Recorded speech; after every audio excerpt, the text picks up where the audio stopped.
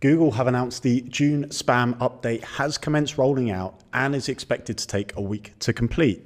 But what does it mean, and what do some of the early signs suggest is going to happen? I've got a few theories to share with you. I've posted around about 20 or so videos with many more to come. If you're liking this type of content and you're enjoying the videos that are being uploaded, then please subscribe to the channel below. A bit of self-promo for Session Media. We're a B2B performance marketing agency and have helped hundreds of clients from all over the globe generate millions in pipeline from SEO, Google Ads, and LinkedIn.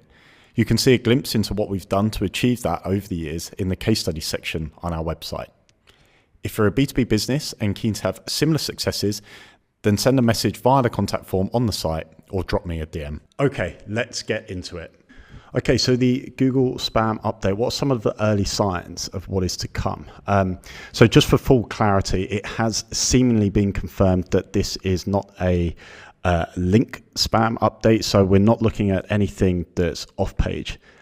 In this particular instance, what we're looking at really is the three sort of core areas that Google identified as being spam post the March update. So the scale content abuse, the site reputation abuse, and of course expired domains as well. So what we're going to do is look at those three areas in particular and some early signs of potentially what is going to take place over the next week or so. So let's start with scaled content abuse. Briefly, what is it? In a nutshell, this is creating content at scale. And of course, what scale means to you or me could mean something very different to Google. The goal here really is that they're trying to cut down on this, the AI content, the one button click generated content that's essentially unoriginal, repurposed from elsewhere, and in their eyes doesn't really offer much more value to the reader than what already exists in the Google index. Interestingly, the second part of this is obviously programmatic content as well. Now we know programmatic SEO is actually seemingly increased in popularity over the years. It's a very not necessarily easy, but a quick way to generate potentially thousands of pages that all fit a certain template to a certain subset of keywords, and a good way that a site owner can increase the number of pages into the tens of thousands, if not millions, in a very short space of time. An example of what one of these sites might look like is a site such as this, where you Google something like 10 divided by 3. It gives you the answer and maybe some brief sort of workings out on the page, and that's essentially the page content. So whenever we have an update such as this, I always find it very interesting what happens to these types of sites that are quite clearly programmatic, and they wouldn't necessarily be that difficult to pick up. So I've got one here, which is qmath.com. I've also got another one, which is divided-by.com. I Googled the same query, which was, well, it's 10 divided by 3. By and large, I get the same answer as you'd expect, right? Interestingly, on the dividedby.com, I've jumped into Ahrefs, and these guys seem to be absolutely flying since the March update, and that doesn't look like it's going to slow down anytime soon. If anything, it's actually gained since the update in June. Flip side to this is that the update hasn't yet caught up with them, right? But at the moment they are gaining. So they've added another 2K visits or so in the last month. That doesn't look like it's slowing down, but I would say that this is a domain that's quite liable to getting hit. The reason being is that it is purely programmatic. There are plenty of other options for the user to identify the answer to this query, and the site doesn't really seem to offer much else, right? All it is black and white blog. That's it. QMath, on the other hand, jumping into their Ahrefs. Now, I would say that the DR of these guys is in the 70s, in the 73. So when we compare this back to dividedby.com, which is just 3.5, it's clear that one blows the other out of the water in regards of site authority, right? Interestingly, when we zoom into the last sort of month or so, we have noticed a bit of a dip. Now, this hasn't fallen off a cliff, and I'll go through some domains that seemingly have since this update started rolling out. But we have seen a small drop. So we've gone from 11.2 million sessions to sort of 10.4. So we've knocked off just shy of sort of 10% of that in a sense. So what will happen to this? Let's keep an eye on it. I think the one thing that will potentially hold QMath up in good stead is the fact that this isn't built purely with the purpose of being a programmatic SEO site.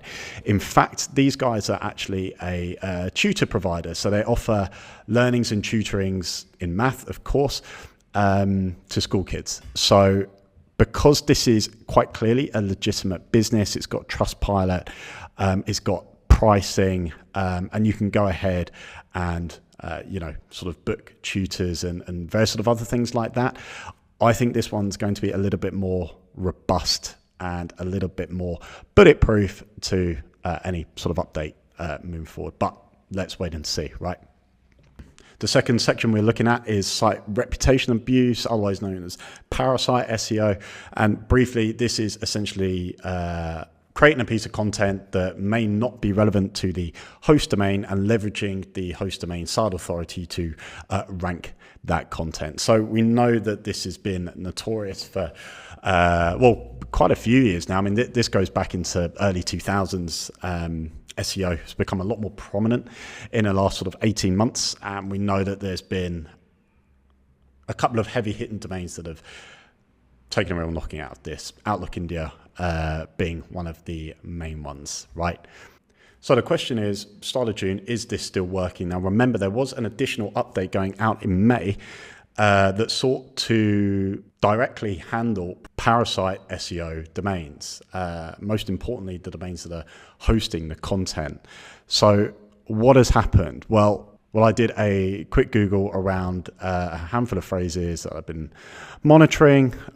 Payday loans, e-loan warehouse. Well, lo and behold, LinkedIn is still ranking under the featured snippet for this. So, and this post apparently was created 3 weeks ago. So I still think parasite SEO is alive and kicking. I actually think that what will happen is the ones that are most spoken about will get the chop outside of the heavy hitting domains such as the likes of LinkedIn, because Google won't ever pull LinkedIn from the index because of the likely lawsuit that would follow them if they did that. Interestingly, let's have a look at another one. So Facebook.com, I plugged into Site Explorer and I just put in free chips into the keyword search.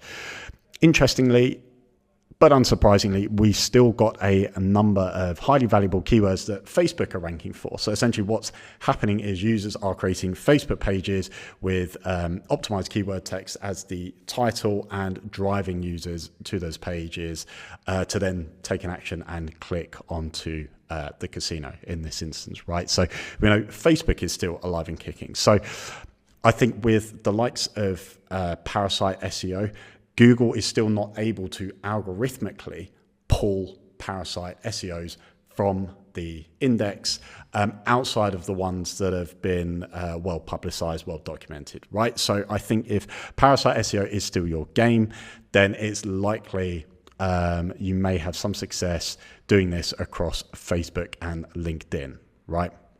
Where I think Parasite SEO will actually have some longevity is that if you start creating content that's actually quite closely related to the host domain as well, that will give it more longevity and ranking.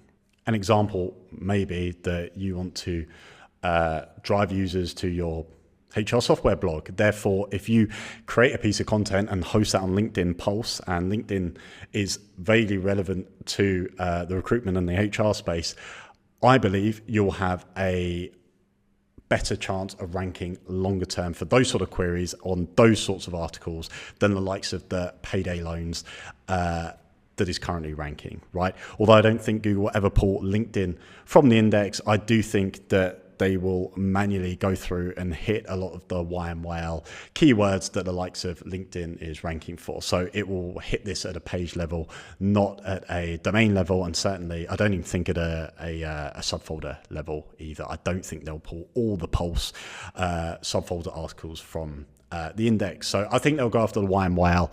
I think if you create something that is closely related to LinkedIn, non-spammy, non-YMYL, that will give you the longevity with Parasite SEO. But let's see.